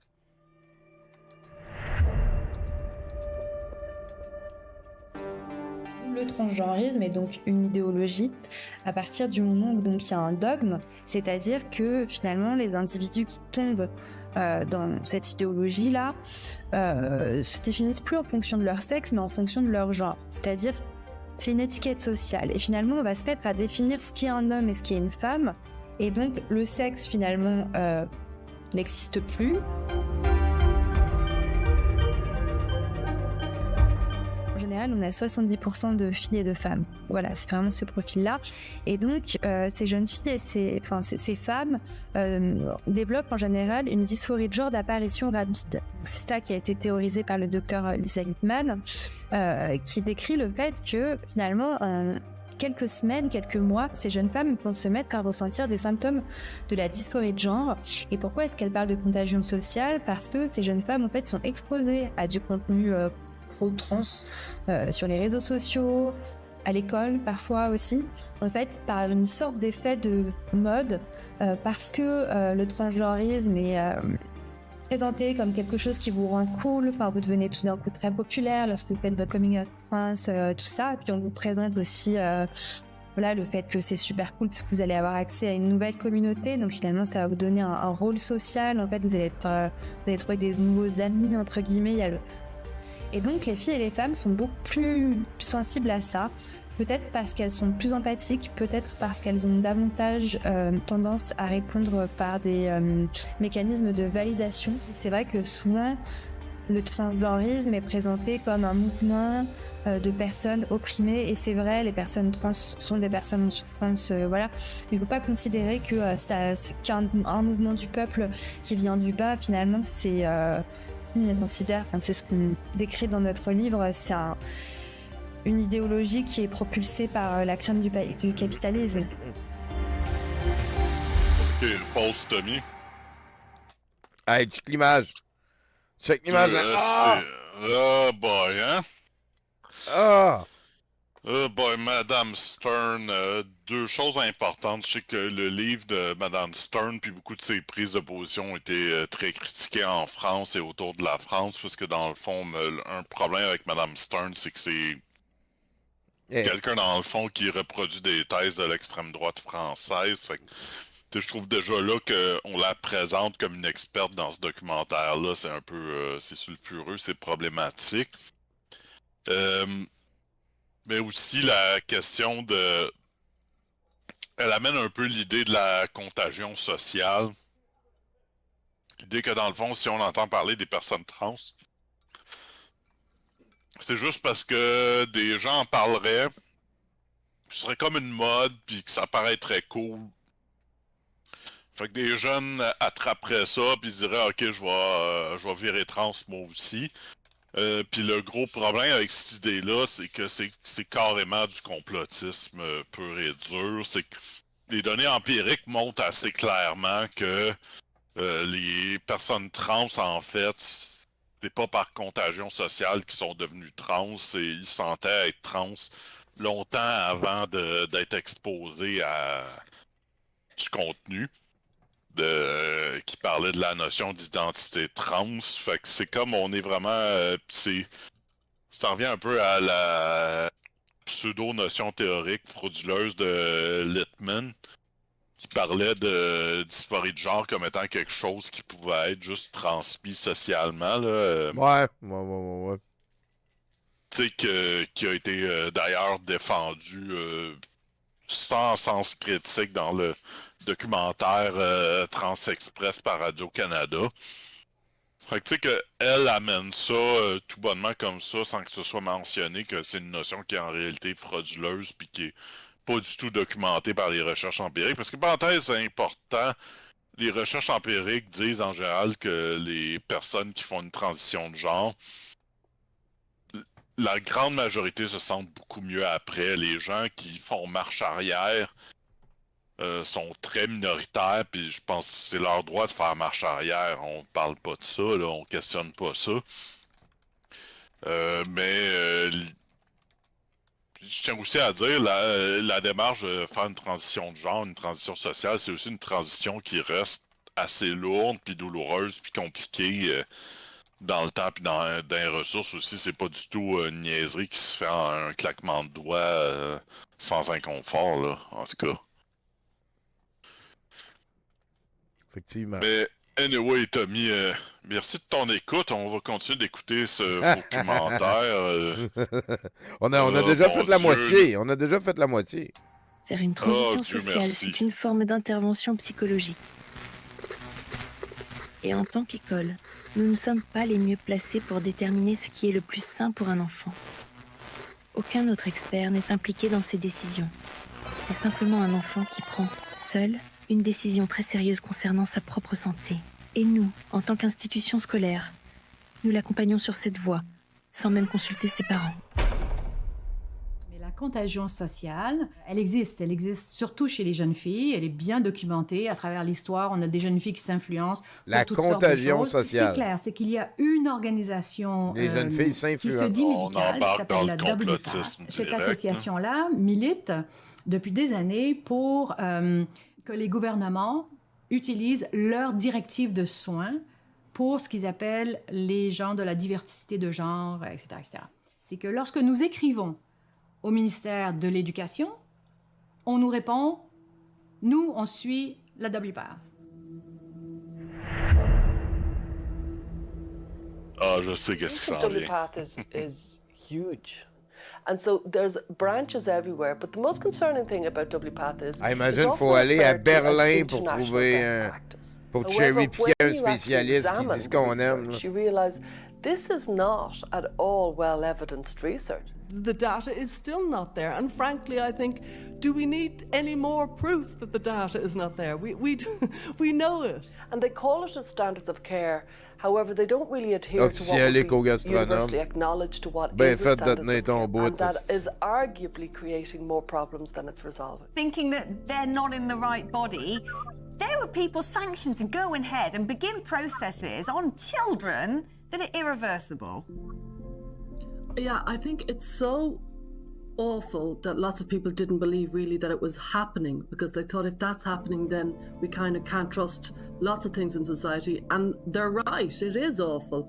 It feels like it's been a collective lobotomy from psychologists, doctors, clinicians who should have been looking after children. And then the release of the WPATH files in March 2024 was a defining moment for transgender healthcare, because it was revealed that not only were the clinicians who were working with the WPATH standards of care, not only were they causing harm to their patients, but they knew they were causing harm.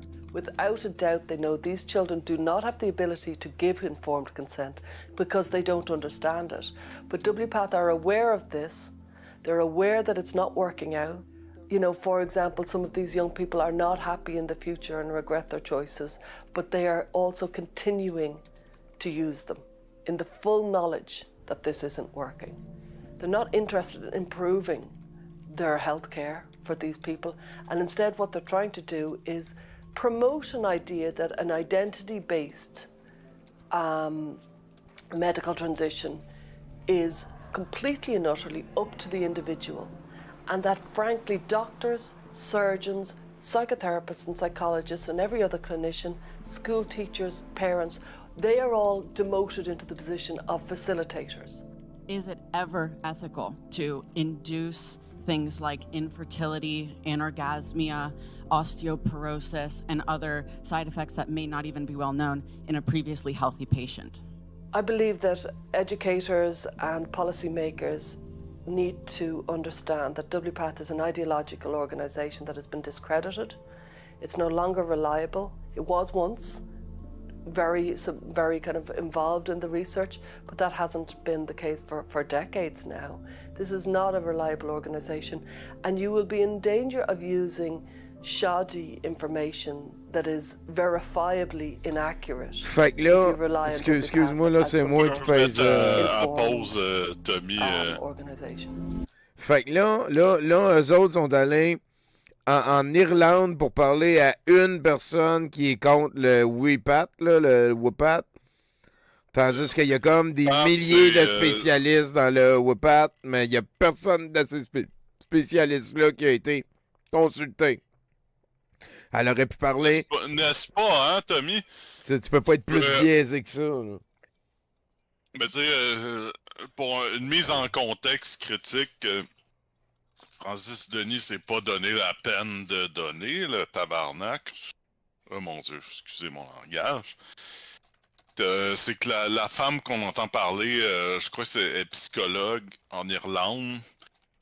Puis une des exécutrices principales de l'organisation GenSpec. Puis GenSpec, c'est comme une organisation mondiale, mais très marginale, que c'est elle, puis quelques autres docteurs et cliniciens d'autres places en Occident qui sont très opposés aux soins transaffirmatifs, aux soins envers les personnes trans, qui sont beaucoup dans la logique qu'une personne trans, dans le fond, c'est quelqu'un qui doit accepter qu'elle a un sexe biologique, prendre son trou, puis pas faire de transition. Puis quelque chose qu'ils disent, ces gens-là disent jamais, même s'ils se réclament toujours de la science, c'est que les recherches scientifiques sur cette approche-là, ben, t'es pas une femme trans, t'es un gars, puis tu dois accepter d'être un gars. C'est que ça donne un peu les mêmes résultats que les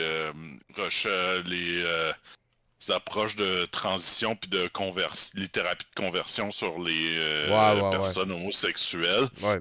Puis qu'en général, ça guérit pas, ça rend même les patients beaucoup plus malheureux, malheureusement. Mais plus proche de Dieu, plus proche de Dieu. Ouais, en tout cas, j'espère que ça fait gagner plus d'argent ou quelque chose. Tu sais? Ouais. Mais fait que, tu sais, je prendrais avec un immense grain de sel, tu sais, quand elle dit que WPAT est comme idéologiquement biaisé. Moi, je suis pas prêt à acheter ça, là. J'espère qu'en quelque part, il y a des recherches solides qui le montrent, parce qu'à date, les recherches empiriques montrent qu'au contraire, les transitions de genre, en général, les gens qui veulent faire une transition de genre, ils la font, puis plus 95% et plus, c'est quelque chose de très positif pour leur vie. Fait que, tu sais, de présenter cette dame-là qui dit des choses, tu sais, qui sont même pas... qui n'ont même pas de sens par rapport aux données empiriques couramment connues, là, je trouve ça assez foireux. Mais en même temps, je tiens à dire aussi un problème, c'est qu'avec les réseaux transphobes, c'est que souvent on se retrouve avec quelques scientifiques, quelques auteurs marginaux, mais qui réussissent comme à un peu se renforcer entre eux, comme si c'était eux les scientifiques dans le game. Alors que je crois que c'est vraiment pas le cas, là. Ça fait de même en crise, mais là-dedans... En tout cas, c'est... Oui. Continuons, camarades. Ils ont sélectionné leur... ouais.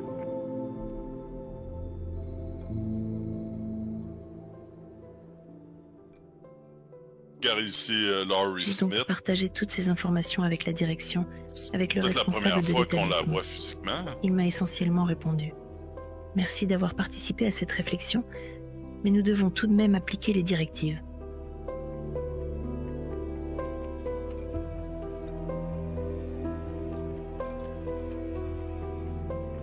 Si vous divulguez quoi que ce soit aux parents, ce sera un motif de renvoi immédiat. Il m'a clairement dit que je devais choisir. Soit j'acceptais de me conformer à ce qu'on exigeait de moi, soit je devais me demander si je voulais encore travailler dans cette école.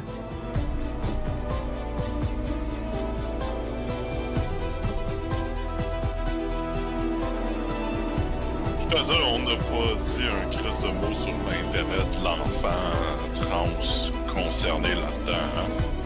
Et je me suis imaginé faire cela simplement pour garder mon emploi, et j'ai vu tout de suite que je ne pourrais pas vivre avec moi-même si je faisais cela. Pour moi, ça frôle le criminel. M'imaginer en train de m'asseoir devant une mère ou un père et regarder droit dans les yeux et leur mentir, consciemment. Je ne pouvais tout simplement pas faire ça. Mensonge! J'ai préféré risquer de perdre mon emploi. L'idée que quelqu'un puisse contrôler ma parole au point de m'obliger à mentir me répugne profondément. C'était hors de question pour moi. Évidemment, faire face à cette décision a été difficile, émotionnellement éprouvant et profondément stressant. Ce n'était pas un choix anodin, c'est ma carrière qui était en jeu.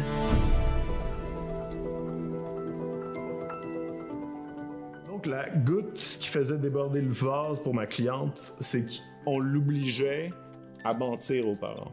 Rencontrer les parents en face à face, les regarder dans le blanc des yeux et en cachant quelque chose qui est tellement patent que c'était trop finalement.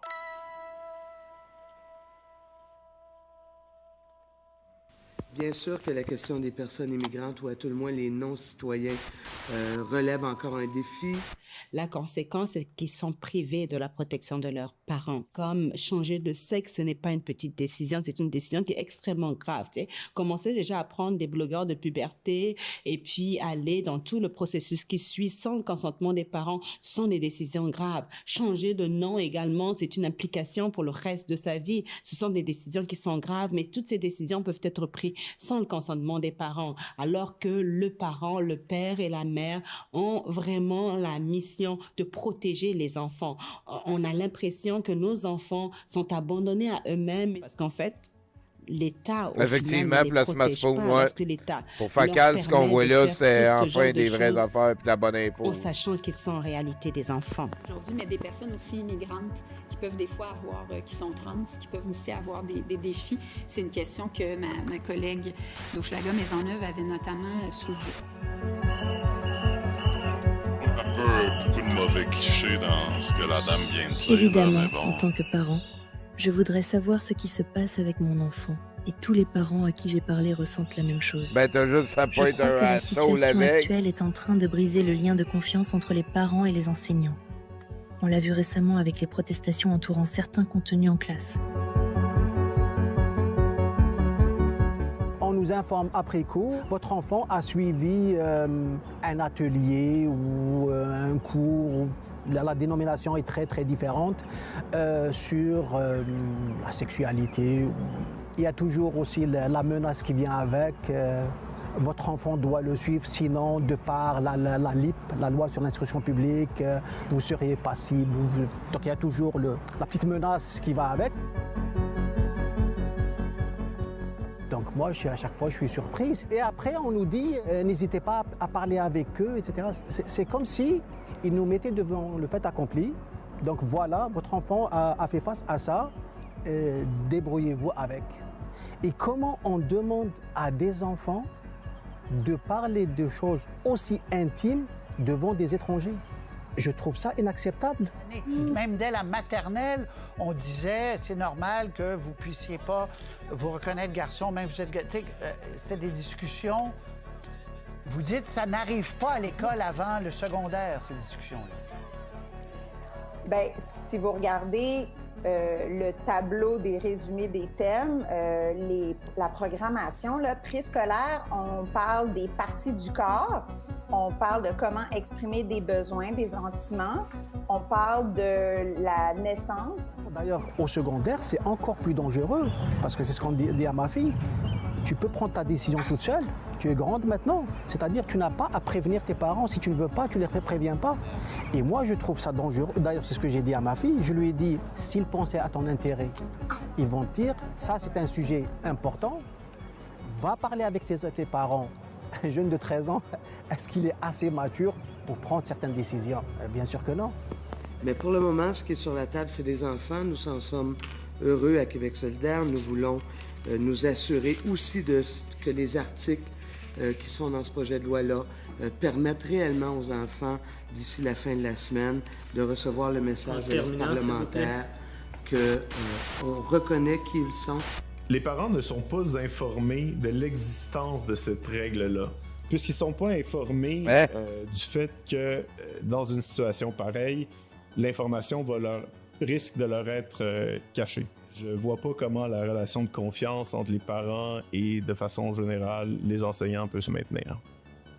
Je connais plein de gens qui vont me dire « Mais la transition sociale, c'est juste gentil, c'est juste la chose à faire. Si l'enfant te dit qu'il est une fille, si l'enfant te dit qu'il est un garçon, c'est non. Tu fais ce qu'il te demande de faire. Ça ne mène à rien, ça le permet d'explorer, etc. C'est juste gentil. » Non, c'est pas gentil. C'est pas gentil. Hein? Ce ne sont pas des jeunes qui sont bien dans leur peau. De manière générale, et qu'il faut d'ailleurs aider. On est tout à fait le RISI, on veut absolument des ressources psychologiques, des ressources médicales importantes pour aider ces jeunes-là. Au Québec, il ne se passe pas une semaine avant qu'on parle de l'influence des réseaux sociaux sur un trouble de santé mentale des jeunes. Les réseaux sociaux influeraient tout pour les jeunes, mais pas la transidentité. C'est l'art de mettre des si, Yanno, tu tombes un smart, buddy. Merci, mon chum. On arrête de regarder la réalité. 5 abonnements. Souvent, le packaging, l'enveloppe, c'est de dire que c'est pour initier les enfants. Lui, il était dans Million March for Children, lui. Je m'en souviens. Et malheureusement, beaucoup de parents tombent dans le piège, c'est-à-dire qu'ils se disent dans l'intérêt des enfants parce qu'il y a beaucoup de... À raison. Il y a des enfants qui sont agressés, etc. Et on leur dit souvent que ça se passe souvent. On peut mettre à pause un instant, des Tommy, excuse-moi. Ce que Mme Davis vient de dire... En tout cas, j'ai beaucoup de misère avec les choses qu'elle déclare parce que je trouve beaucoup... c'est pas vraiment documenté dans les recherches, puis la question des minorités sexuelles, des droits des enfants, c'est en général des choses que... Il y a beaucoup de données en recherche, même dans la recherche immédiate, qui sont disponibles. Tu sais, puis je trouve, elle dit des choses, mais qui... Tu sais, elle dit de manière très sérieuse des choses que je trouve qui n'ont pas vraiment rapport, là, mais en tout cas, je le dis de manière grossière, là, mais... Continuons, là. Pardonnez-moi. Donc, quelque part... On dit à l'enfant qu'il doit avoir peur de sa famille. Les sectes essayent de séparer les futurs adeptes de leur milieu familial, de leur milieu, parce que les milieux sont protecteurs par rapport à ces organisations-là. Donc, on constate dans le transgenrisme une volonté de s'adresser directement à l'enfant. On a des influenceurs sur YouTube, TikTok qui s'adressent directement à l'enfant, qui vont lui dire « Je suis ton ami, tes parents ne te comprennent pas, mais moi je serai toujours là, viens toujours me parler. »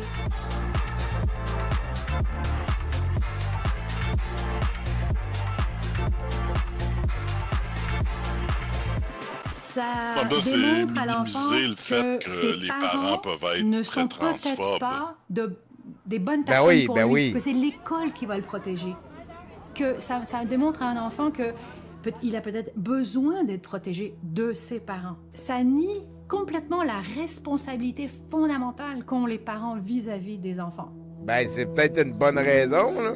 Il y a une... Si t'es rendu là, c'est parce que le parent était peut-être plus idéal. Ils ne la sont probablement pas parce que les parents ne parlent pas. Parce que les parents sont eux-mêmes méfiants. 22h22, c'est important. Les parents ont peur qu'il y ait des représailles. On a un problème, les parents doivent comprendre qu'ils ont vraiment le droit. Et effectivement, ça crée ce climat de méfiance avec les enseignants. On se pose de nombreuses questions. Je discute avec beaucoup de mamans qui se posent des questions. On ne sait pas, on cherche de nouvelles écoles. On est tout le temps, quasiment chaque année, à chercher de nouvelles écoles. Est-ce que dans cette école, ils vont le faire? Est-ce qu'ils vont pas le faire? Est-ce qu'on pourrait trouver une école différente, là où on serait pas en plein dans cette culture-là? C'est très, très difficile actuellement. Puis, ultimement, qui décide d'aller de l'avant dans un processus de transition? D'abord, est-ce qu'il y a des opérations en bas de 18 ans en ce moment? Il y a des chirurgies en bas de 18 ans?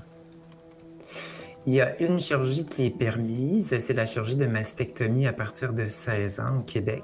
It's the role of adults to protect children.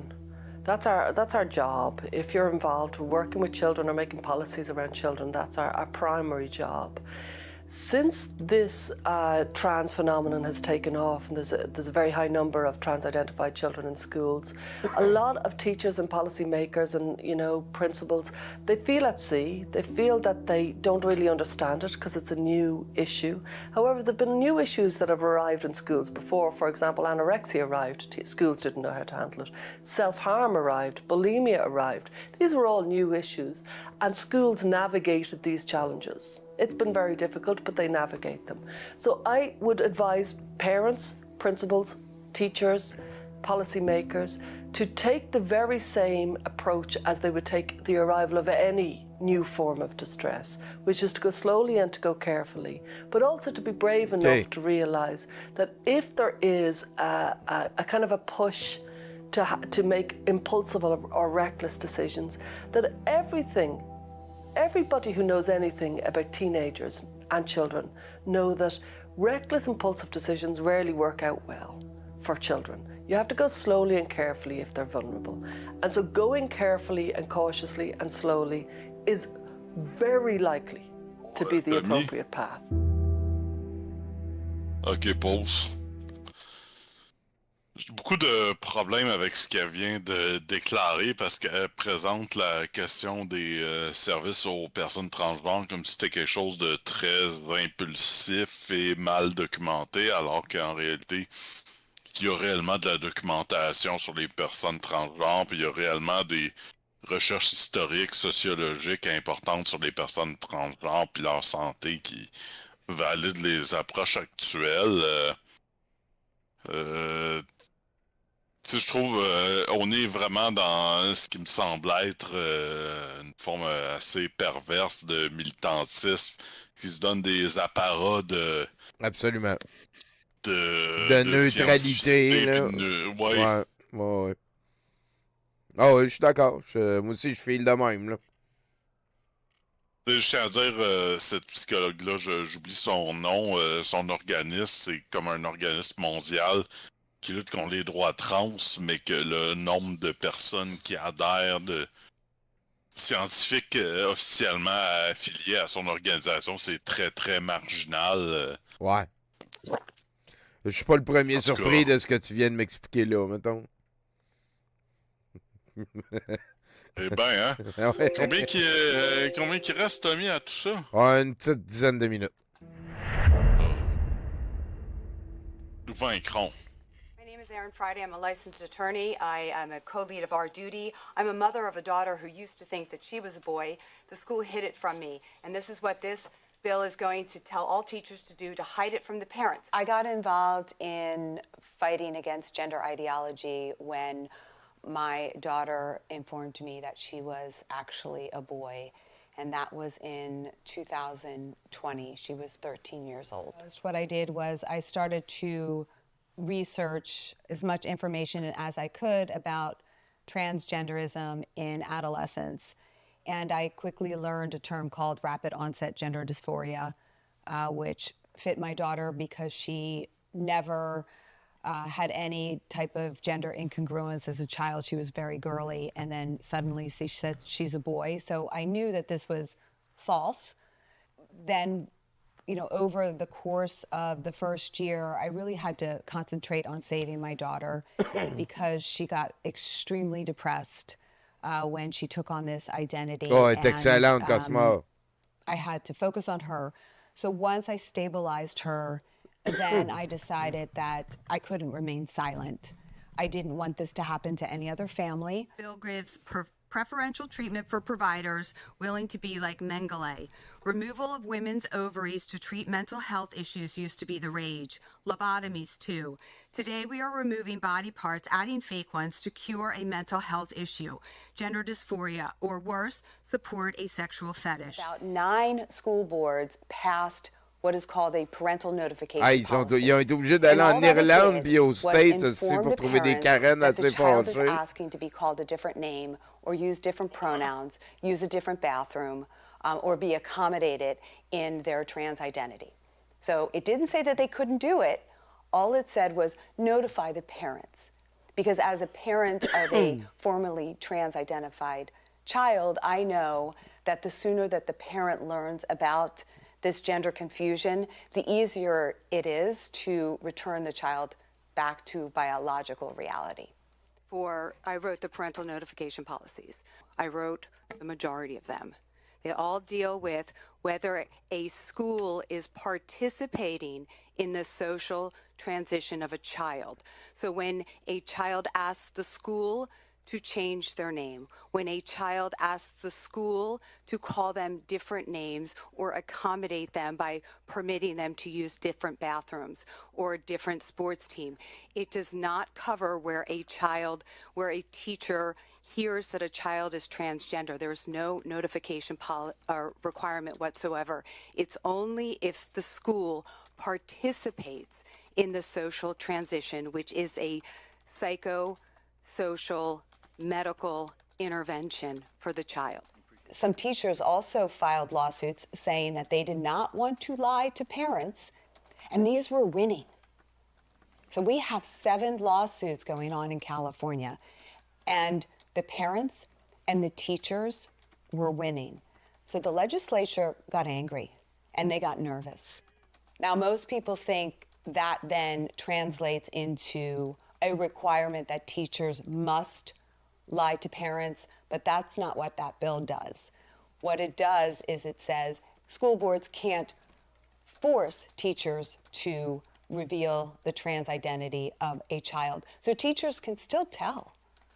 Most teachers don't understand that, again, because California government wants them to keep these secrets from parents. Since California started pushing gender ideology and gender identity in 2010, California's youth suicide rates have increased. Je ne pense pas que les parents soient conscients de ce qui leur est caché.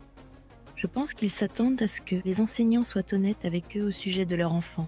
Pourquoi l'école ne serait-elle pas transparente avec vous sur quelque chose d'aussi crucial pour la santé et le bien-être de votre enfant? Soit de droite ou de gauche, là, c'est pas la même chose. On veut une école laïque, on veut une école scientifique.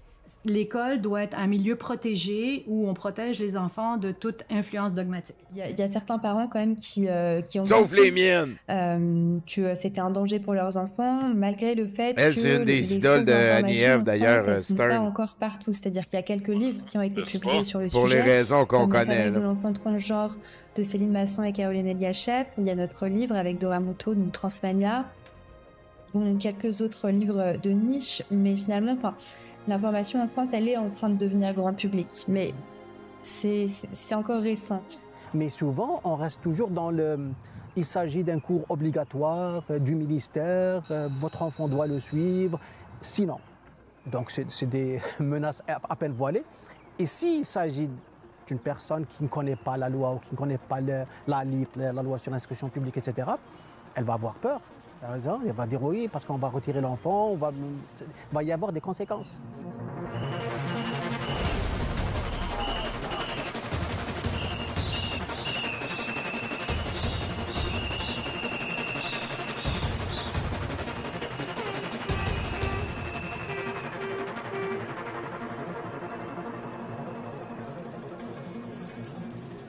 Je pense que les parents ne sont pas suffisamment au fait de ces choses-là et qu'il est important d'en parler.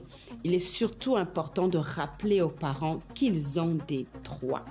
Qu'ils ont des droits qui sont d'abord le père ou la mère de ces enfants-là. C'est eux qui les ont donnés au monde, c'est eux qui les ont fait naître, c'est eux qui ont l'autorité parentale. Ça veut dire que c'est à eux, en fait, de faire des choix pour leurs enfants.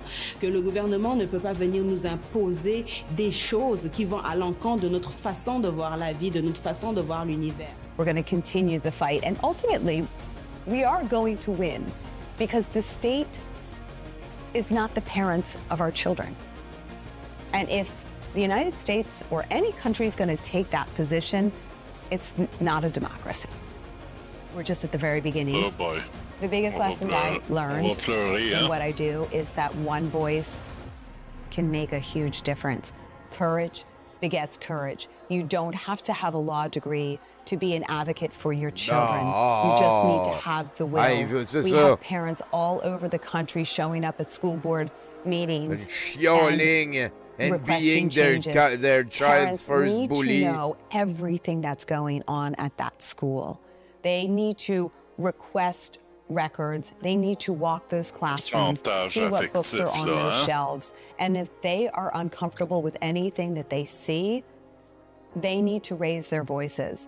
This is not a time to be afraid or scared or quiet or timid. These are your children. You are the only one who can protect your child from c'est pas vrai. a future of being sterilized and having missing body parts. Ben And if you non. think it's not going to happen to your child, think again. The gender fairy flies anywhere Le gender and rapidly. fairy, hey. I never would have Check predicted le montage that avec this sa would face tout le temps. land on my doorstep. Never in a million years. Boom.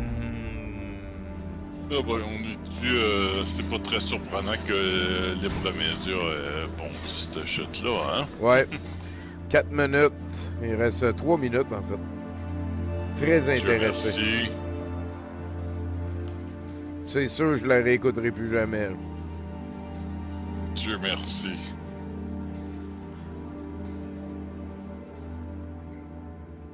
This is conventional stuff. This is go carefully, go cautiously, include the parents, make sure that the truth is the front and center in the middle of every piece of communication, and make sure that any intervention that's taken is carefully analysed before it happens, because radical interventions during childhood or adolescence are generally very, very destabilising for a child or an adolescent, and so they should be taken with extreme caution.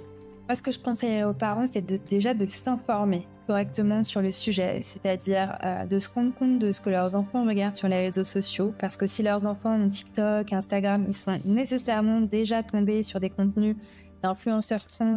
Ce que je conseillerais aux parents, et ça c'est notre rôle en tant que parents, c'est faire le suivi de nos enfants.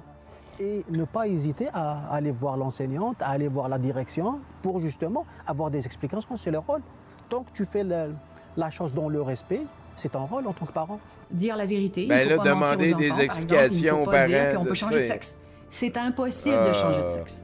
Cette loi-là, elle a été prise pour protéger une minorité de personnes. Et elle s'impose à la majorité. On a l'impression qu'on est en train d'imposer au reste de la population une espèce de nouvelle religion. Une espèce de nouvelle religion parce que c'est très très problématique et ça devient de plus en plus délicat.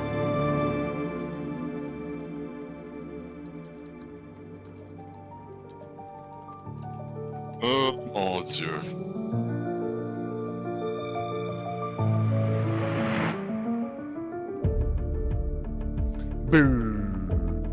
Ah, la Je pense que les production parents value, commencent à se rendre j'ai compte fait des attention de idéologies qui remarquer. sont promues dans les c'est- écoles, même si ce n'est pas au niveau du programme, mais dans la manière dont les enseignants sont tenus de se comporter. Ça fâche, je suis vraiment en train d'avoir. là. J'espère que ce genre de cas mettra en lumière ce qui se passe à travers le Canada. Hey, merci beaucoup, le et pas jeu, seulement c'est au sérieux Québec. pour Mon le espoir gentil pour l'affaire raid. dans son ensemble Marchement est que le Logan en ministère place. abolisse son mandat concernant la manière dont les enseignants doivent se comporter avec les parents en termes d'honnêteté au sujet de la transition sociale de leurs enfants. C'est mon espoir que les enseignants ne soient pas obligés par le gouvernement de mentir activement aux parents sur la façon dont ils traitent leurs propres enfants. Tu sais, présenter de même, là, c'est Cela vraiment me semble comme de tellement dire que simple ceux et qui logique sont que contre cela ne l'avortement devrait pas sont se produire. pro-vie. là, Mais tu c'est sais, malheureusement ce qui c'est se super passe en ce obtus, là, c'est épais, présenter de même. Ah, puis à cause de sa face qui fait pitié, là. Bon. Oh, Dieu merci, c'est fini. Mais, tu sais, je maintiens deux gros thèmes qui me sont chers, que je maintiens depuis le début. Dans tout ça, je crois qu'il n'y a jamais été question des recherches empiriques sur les enfants transgenres, ni de ce que les enfants transgenres disent eux-mêmes. Puis il y a eu vraiment, je pense, deuxième chose très importante, il y a eu vraiment... ils ont été extrêmement sélectifs par rapport à qui ils présentaient puis comment ils les présentaient. Ça, tu trouves? Tu sais, la psychologue irlandaise. Hey, ils sont allés en Irlande, sacrément, Bilodeau, parler des personnes trans. On a des spécialistes ici. T'es allé en Irlande, il n'y a personne d'autre qui disait ce que j'avais besoin d'entendre à part en Irlande. Ouais, hein? Mais le pire, c'est que pourtant, cette psychologue-là est très, très critiquée dans les débats d'idées concernant les soins pour les personnes transgenres. Fait que, tu sais, qu'elle soit présentée comme ça... Non, attends, non! Attends un peu. Excuse-moi, le gars, je vois... Ah, ouais! C'est pas, hein? Oh! Faire quelque chose pour aider un peu la présentation. Là, je vais présenter mon chat. Ce que vous voyez, Roméo, ici. Ah ouais, hein? Tu as donné un nom de charmeur à part de ça. On dirait qu'il veut s'en aller, hein? Il est pas entièrement consentant à ce qui se passe. Ok, bye, Roméo. Fait que c'est de la bouillie pour Roméo, hein? On va dire ce qu'on vient d'écouter. Est-ce que... mais je l'envie, il a pas compris toutes les niaiseries qu'on vient de tolérer dans nos oreilles. Est-ce qu'on peut dire que c'est un faux documentaire? Parce que moi, je pense c'était super biaisé, c'était présenté d'un angle, mais la question initiale du professeur, tu sais, de se sentir obligé de mentir dans le cadre de son travail, même si c'est pour le bien d'un enfant, je comprends que ça peut être quelque chose qui vient brasser quelqu'un, tu sais, qui vient comme la chicoter dans sa manière de faire, mais c'était juste présenté d'un bord. Ça partait tout le temps du top-down, genre les parents vers l'enfant, notre droit de ça, on a le droit de savoir ça. Il n'y a jamais eu, là, si l'enfant se sent pas le bien d'en parler à son père, mais sa mère, c'est correct, mettons, tu sais, c'est... En tout cas, c'est ça, c'est... Je partage ton avis, Tommy, puis c'est ça le nerf de la guerre, puis, tu sais... je trouve que c'est là que on voit que c'est pas un documentaire, c'est un faux documentaire parce que la question de l'intérêt de l'enfant, puis aussi du droit de l'enfant à choisir de ses soins puis de son destin sont complètement absentes, tu sais. Puis je pense que les professionnels qui ont participé à ça auraient pu être beaucoup plus nuancés, faire une meilleure job. Mais tu sais, ceci étant dit, c'est libre média, fait que papa puis maman, puis quelques libertariens de Québec, espérons que ça n'ait pas trop de rayonnement. Hein? Ben là, ça a été partagé par Cube. On a vu aussi que Radio X en ont parlé, mais tu sais, Merci Joseph Facal. C'est ça, c'est pas mal les deux seules places que ça va traîner, cette affaire-là. Là, Puis tu sais, le libre média, c'est... En tout cas, on verra. On va espérer que ça lèvera pas tant que ça. Puis mais merci beaucoup de ta participation, Sébastien. Écoute... merci beaucoup, Tommy. Rondement mené. On va laisser être là. Quand tu veux, buddy. Alright, avec plaisir. Fait que, écoute, je vais quitter Tommy, mais je souhaite à toi et à nos... auditeurs et spectateurs une très belle soirée, puis au plaisir de se retrouver devant caméra et micro. Là. Fuck yeah, man. Merci beaucoup. N'hésitez pas à suivre Sébastien sur Facebook, Sébastien Bilodeau sur Facebook. Sinon, il est très disponible pour jaser. Merci, Seb. À bientôt. On se rejase de l'autre bord. Il nous reste du Mercron, puis nous autres. On va même aller vers les sceptiques un petit peu. Romain Gagnon, pis tout. Bonne soirée, tout le monde. Allez, à bientôt, Seb. Salut, Tom.